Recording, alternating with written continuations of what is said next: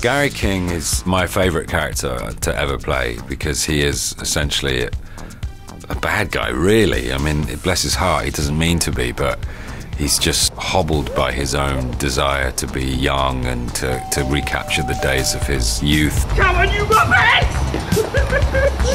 I like this idea of like the pub crawl being like medieval quest with an extremely irresponsible King Arthur at the helm of it. That's Gary King.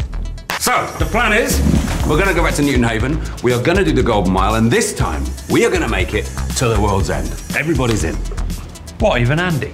Nick Frost is playing Andy Knightley, who, when he was an 18-year-old, he was the rugby boy brawler and kind of like the sort of the ultimate beer monster.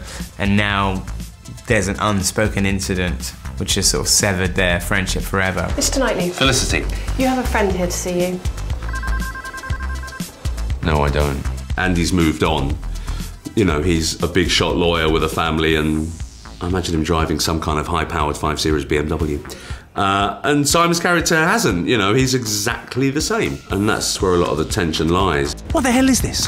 Why are we even here? We are here to get annihilated. Martin Freeman plays Oliver, who is somewhat based on like an amalgam of some friends of mine. You know, he's the kid at school who would have been a yuppie. Oliver's constantly on the phone, constantly elsewhere doing deals or, you know, listening to business news. I think the idea is that he's slightly detached in the 5 because he always had pretensions at school of being a sort of Gordon Gekko, and now he's getting to act out that fantasy life as a reasonably successful estate agent. Gary?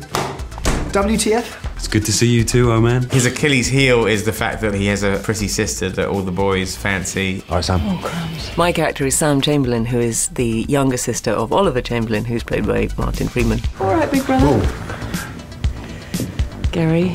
The relationship she has with Paddy's character is very sweet. You know, they obviously liked each other when they were young, but it never happened. It was like Stephen's great love when he was a teenager. He just fell head over heels for Rosamund's character. He can't believe that he's back in the presence of the love of his life, but also there's that threat of Gary being on the fringes of the swamp. So do you want it?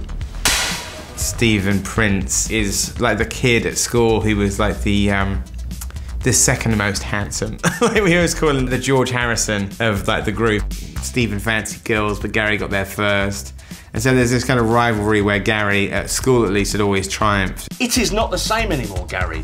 And it's not that the town's changed, we have changed. I play Peter, who is kind of, he's the wallflower of the group. He's the one who could never really pull the girls and just was a member of the gang because his old man was minted and they could all go in his swimming pool. Hello, Peter. He's the guy Gary goes to first, Peter, because he knows he'll get Peter straight away, because Peter's always been his fan, you know. And there's a tragedy in that, you know, and a sweetness. Peter kind of idolises Gary. Gary was the coolest guy in the school, and so Peter always wanted to hang around with Gary. So even when Gary comes up with the idea of the pub crawl, and they're both in their 40s, it still appeals to Peter because he still feels as insecure as he did when he was 16. Let battle commence.